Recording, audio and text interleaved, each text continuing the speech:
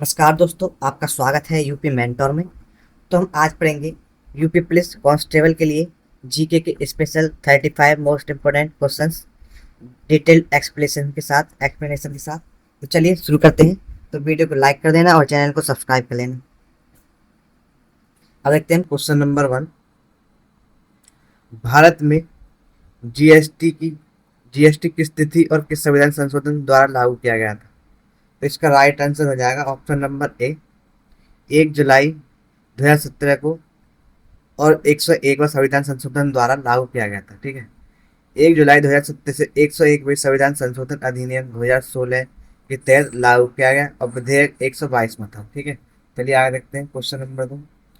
भारत में जीएसटी का दोहरा मॉडल किस देश पर आधारित है? तो किस देश पर आधारित है? तो ऑप्शन नंबर बी राइट हो जाएगा इसका, कनाडा। ये दोहरा मॉडल कनाडा पर आधारित है। यह व्यवस्था कनाडा से ली गई है। फ्रांस जीएसटी लागू करने वाला पहला देश था। ठीक है, चलिए आगे देखते हैं क्वेश्चन नंबर 3। जीएसटी परिषद का गठन संविधान के किस अनुच्छेद के तहत किया गया है? तो किस अनुच्छेद के तहत किया गया? तो यह है 279। ठीक है, तो अनुच्छेद 279 ए, यह एक संवैधानिक संस्था है।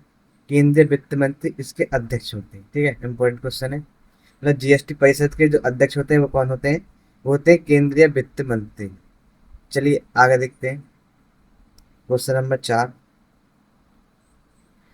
1946 के विमुद्रीकरण में इनमें से कौन से नोट बंद नहीं किया गया था? ठीक है, तो कौन सा नहीं बंद किया गया था? 100 का, 500 का, 1000 का या 10,000 का? तो 100 का नोट। ठीक है, ऑप्शन नंबर ए इसका राइट आंसर हो जाएगा। 1946 में 500, 1000 और 10,000 के नोट बंद किए गए थे। ठीक है, और 100 का नोट बंद नहीं किया गया। चलिए अगला क्वेश्चन देखते हैं। 8 नवंबर 2016 को नोटबंदी से पहले कुल कैश में 500 और 1000 के नोटों का प्रतिशत कितना था? तो कितना था? तो इसका राइट आंसर हो जाएगा सी। ठीक है, नोटबंदी से पहले यह 86% था। वापस बैंकों में जमा हुए नोटों का प्रतिशत 99.3% था। ठीक है, चलिए आगे देखते हैं। भारत में सिक्के ढालने का कानूनी अधिकार किसे है और अधिकतम कितने मूल्य का सिक्का ढाला जा सकता है? जो सिक्के ढालने का अधिकार है, इसका राइट आंसर हो जाएगा बी, जो कि सिक्के ढालने का अधिकार केंद्र सरकार के पास है और अधिकतम 1000 का सिक्का ढाला जा सकता है। ठीक है, इम्पोर्टेंट है। चलिए आगे देखते हैं। मानव अधिकारों की सार्वभौमिक घोषणा को संयुक्त राष्ट्र महासभा द्वारा कब अपनाया गया था? तो संयुक्त राष्ट्र महासभा ने कब अपनाया था? तो इसका राइट आंसर हो जाएगा ए। ठीक है, 10 दिसंबर 1948 को 10 दिसंबर 1948 को पेरिस में अपनाया गया था। ठीक है, और इसलिए 10 दिसंबर को हम क्या बनाते हैं? मानव अधिकार दिवस बनाया जाता है। ठीक है, 10 दिसंबर को इम्पोर्टेंट है, याद रखना है आपको। चलिए अगला क्वेश्चन देखते हैं। यूडीएचआर का कौन सा अनुच्छेद काम का अधिकार प्रदान करता है? तो ये कौन सा है? राइट आंसर हो जाएगा सी, अनुच्छेद 23 काम का अधिकार देता है। अनुच्छेद 9 मनमानी हिरासत से और 26 शिक्षा का अधिकार देता है। ठीक है, याद रखना इम्पोर्टेंट है।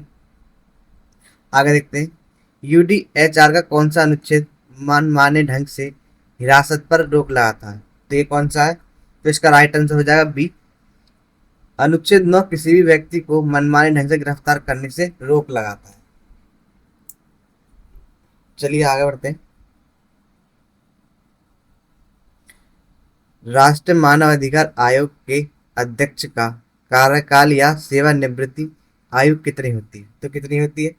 तो राष्ट्रीय मानव अधिकार आयोग के जो अध्यक्ष हैं, इनकी आयु होती है 3 वर्ष या 70 वर्ष, जो भी पहले हो। नियुक्ति कौन करते हैं? राष्ट्रपति द्वारा समिति की सलाह पर की जाती है। ठीक है, तो इसका राइट आंसर हो जाएगा बी, 3 वर्ष या 70 वर्ष।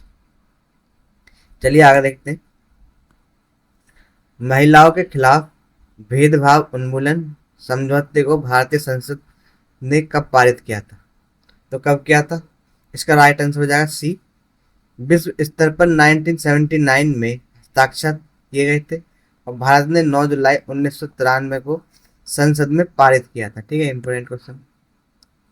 अब देखते हैं अगला क्वेश्चन। पहला अंतर्राष्ट्रीय मानव अधिकार सम्मेलन कहाँ आयोजित किया गया था? तो ये 1968 में किया गया था। और कहाँ पर? ऑप्शन नंबर सी इसका राइट आंसर हो जाएगा। 1968 में ईरान की राजधानी तेहरान में आयोजित किया गया। और दूसरा सम्मेलन 1993 में वियना ऑस्ट्रेलिया में हुआ। ठीक है, इंपॉर्टेंट है आपके लिए। चलिए आगे देखते हैं। अब देखेंगे हम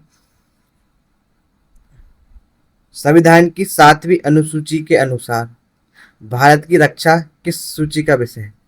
तो इसका राइट आंसर हो जाएगा ऑप्शन नंबर ए, मतलब कि संघ सूची। भारत की रक्षा, युद्ध, परमाणु ऊर्जा संघ सूची के विषय हैं, जबकि पुलिस राज्य सूची का विषय है। ठीक है, पुलिस कैसा है? राज्य सूची का। चलिए आगे देखते हैं। भारत में आंतरिक सुरक्षा के लिए उत्तरदायी नोडल मंत्रालय कौन सा है? तो इसका राइट आंसर हो जाएगा बी, गृह मंत्रालय। देश के भीतर सुख, शांति, सौहार्द और आंतरिक सुरक्षा सीधे गृह मंत्रालय की जिम्मेदारी होती है। अगला क्वेश्चन देखते हैं।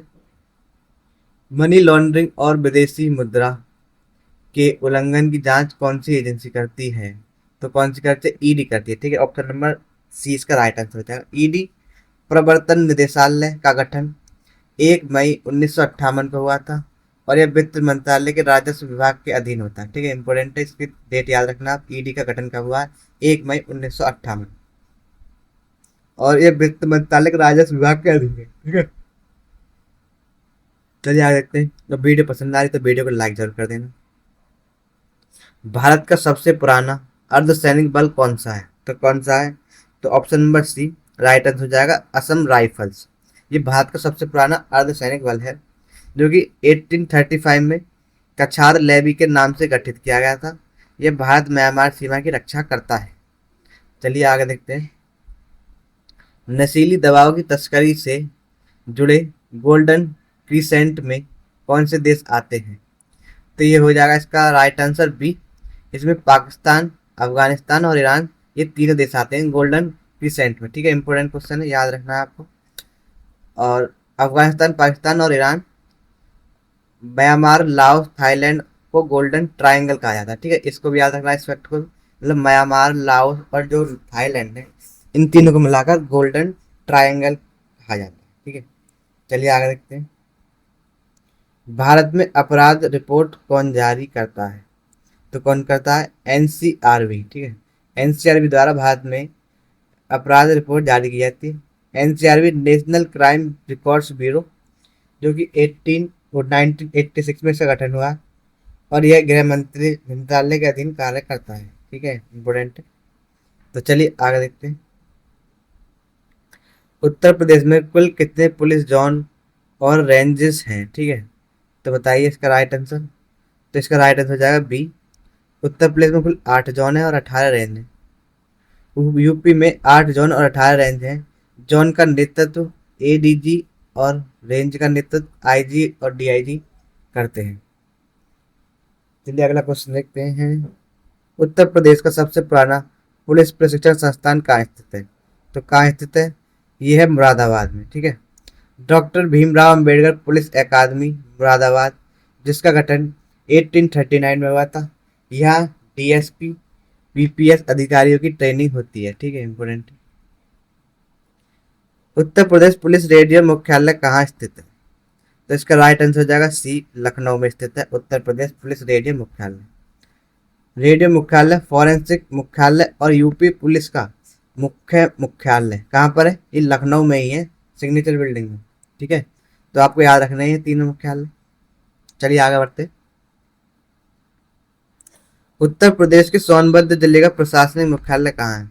तो सोनभद्र का जो प्रशासनिक मुख्यालय है वो है रॉबर्ट्सगंज में। ठीक है, इंपोर्टेंट क्वेश्चन है, कई बार पूछा गया है। सोनभद्र का मुख्यालय रॉबर्ट्सगंज है। अकबरपुर पाती कानपुर देहात का और नौगढ़ सिद्धार्थगढ़ का प्रशासनिक मुख्यालय। ठीक है, ये तीनों याद रखने आप। चलिए आगे देखते हैं। उत्तर प्रदेश का पहला नगर निगम कौन सा था जो कि 1959 में बना? तो कौन सा था? वो था कानपुर नगर निगम 1959 में। वर्तमान में यूपी में कुल 17 नगर निगम है। सबसे नया नगर निगम है शाहजहाँपुर। ठीक है, इंपोर्टेंट है। चलिए आगे देखते हैं। उत्तर प्रदेश में एसटीएफ का गठन किस वर्ष किया गया? Special task force. तो कब किया गया था? तो 1998 में किया गया था।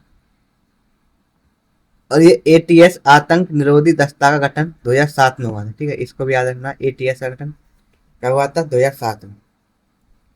चलिए आगे बढ़ते हैं। वर्ल्ड बैंक और आईएमएफ की स्थापना 1944 में किस सम्मेलन के तहत हुई थी? तो कौन था?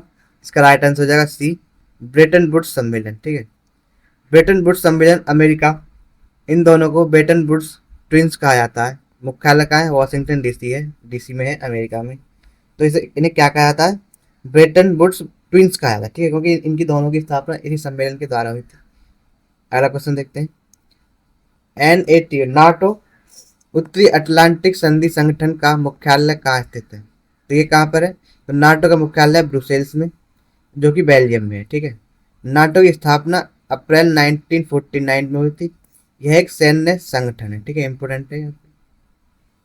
अब आते हैं, सार्क का सचिवालय कहाँ स्थित है? तो कहाँ पर है?